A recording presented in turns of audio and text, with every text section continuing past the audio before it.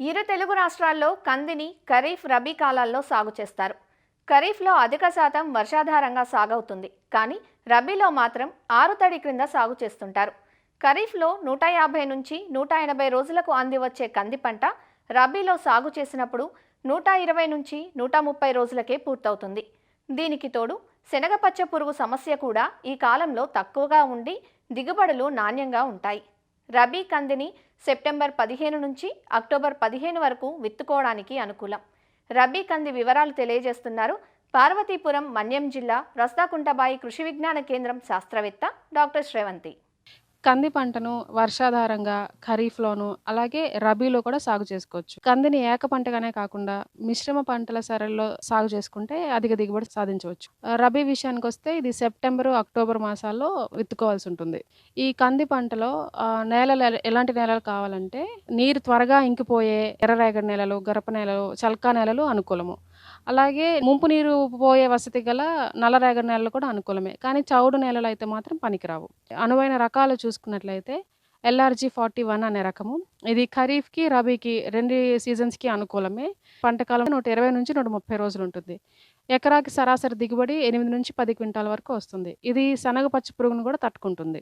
ఇప్పుడు రీసెంట్‌గా రిలీజ్ అయిన వెరైటీస్ చూసుకున్నట్లయితే LRG105 కృష్ణ అంటాం ఈ రకాన్ని. ఇది ఖరీఫ్‌కి, రబీకి 2 సీజన్స్‌కి అనుకూలమే. రబీలో అయితే 130 నుంచి 145 రోజుల పంట కాలము. ఎకరాకి 8 నుంచి 10 క్వింటాల దిగుబడిని ఇస్తుంది. ఇది మొక్క నిటారుగా పెరగడం వల్ల అంతర పంటలకు కూడా అనుకూలంగా ఉంటుంది. నెక్స్ట్ LRG133 ఇది సౌభాగ్య రకం అంటాము. ఇది కూడా ఖరీఫ్‌కి, రబీకి రెండిటికి అనుకూలమే. పంట కాలం రబీలో అయితే 120 నుంచి 130 రోజులు. ఎకరాకి సరాసరి దిగుబడి 8 నుంచి 10 క్వింటాల వరకు వస్తుంది. ఇది ఎండు తెగులును తట్టుకుంటుంది. ఇవి మనకి ఉన్న రకాలు. అదేవిధంగా ఇప్పుడు విత్తన శుద్ధి చూసుకున్నట్లయితే కిలో విత్తనానికి 8 ml ఇమిడాక్లోప్రిడ్ మందును గానీ లేదా 10 ml థయోమిథాక్సమ్ మందుతో గానీ విత్తన శుద్ధి చేసినట్లయితే ఇంచుమించు 30 నుంచి 45 రోజుల దాకా రసం పీల్చే పురుగుల నుండి రక్షించుకోవచ్చు. ఇది పప్పుజాతి పంట కాబట్టి దీనికి మనం రైజోబియంతో కూడా విత్తన శుద్ధి చేసుకోవాల్సి ఉంటుంది. రైజోబియం 5 నుంచి 10 ml 1 కిలో విత్తనానికి విత్తన శుద్ధి చేసుకుంటే అధిక దిగుబడి సాధించవచ్చు. విత్తే దూరం చూసుకున్నట్లయితే వరుసకి మధ్య దూరం 75 నుంచి 90 సెంటీమీటర్ల వరకు ఉండేటట్లు చూసుకొని, మొక్కకి మధ్య దూరం 10 సెంటీమీటర్లు ఉండేటట్లు చూసుకోవాలి. కలుపు యాజమాన్యం చూసుకున్నట్లయితే విత్తిన వెంటనే కానీ, మరుసటి రోజు కానీ పెండిమిథాలిన్ అనే మందును 1 లీటర్ మందును ఎకరాకి 200 లీటర్ల నీటిలో కలిపి పిచికారీ చేయాల్సి ఉంటుంది. 25 నుంచి 30 రోజులు లేదా 25 రోజులప్పుడు గడ్డి జాతి మొక్కలు ఎక్కువగా ఉంటే క్విజలోఫాపిథైల్ అనే మందును ఎకరాకు 400 mlని 200 లీటర్ల నీటిలో కలిపి పిచికారీ చేయాల్సి ఉంటుంది. గడ్డి జాతి మొక్కలు, వెడల్పాటి మొక్కలు 2 ఎక్కువగా ఉన్నాయంటే ఇమజితాఫైర్ మందుని 300 ml ఎకరాకి 200 లీటర్ల నీటిలో కలిపి పిచికారీ చేయాల్సి ఉంటుంది. ఎరువుల యాజమాన్యం చూసుకున్నట్లయితే ఆఖరి దుక్కులో 2 టన్నుల పశువుల ఎరువును వేసుకోవాల్సి ఉంటుంది.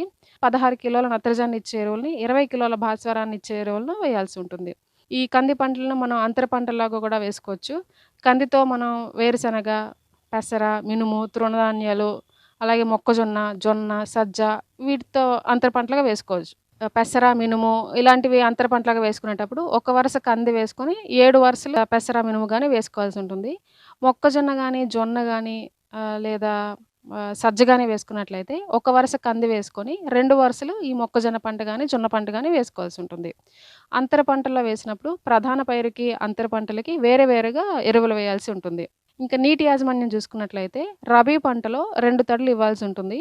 మొగ్గ రాబోయే ముందు ఒకసారి, అలాగే కాయ దశలో ఒకసారి ఇవ్వాల్సి ఉంటుంది. ఆకు చుట్టు పురుగు ఒకటి వస్తుంది. ఈ ఆకు చుట్టు పురుగు అనేది ఆకుల్ని, పూతని చుట్టగా చుట్టి లోపలే ఉండి గీరి తింటుంది. దీని నివారణకి మనం క్వినాల్ఫాస్ అనే మందును 2 mlని 1 లీటర్ నీటికి కలిపి పిచికారీ చేయాల్సి ఉంటుంది. అలాగే నెక్స్ట్ శనగ పచ్చ పురుగు. దీన్నే మనం కాయతొలుచు పురుగు అని కూడా అంటాము.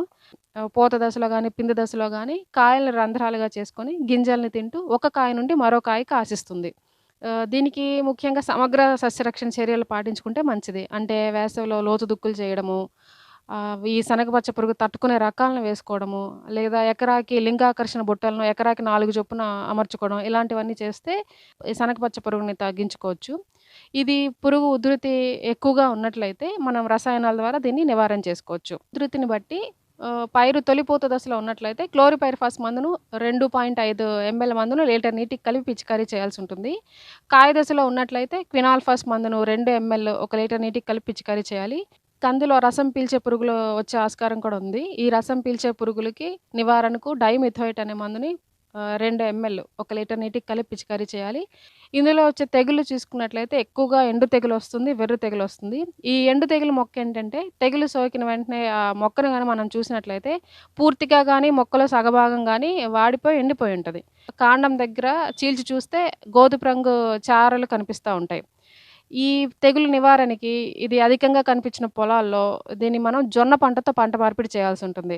ఈ తెగులును తట్టుకునే రకాలనే వేసుకుంటే మంచిది. అలాగే నీరు నిల్వ ఉండే భూముల్లో ఈ ఈ పంటను వేయకూడదు. ఇలాంటి చర్యలని మనం తీసుకోవాల్సి ఉంటుంది. అలాగే వెర్రి తెగులు. ఇది వైరస్ తెగులు. ఆకులు ఎక్కువగా వచ్చేసి పూత పూయకుండా ఉండిపోతుంది.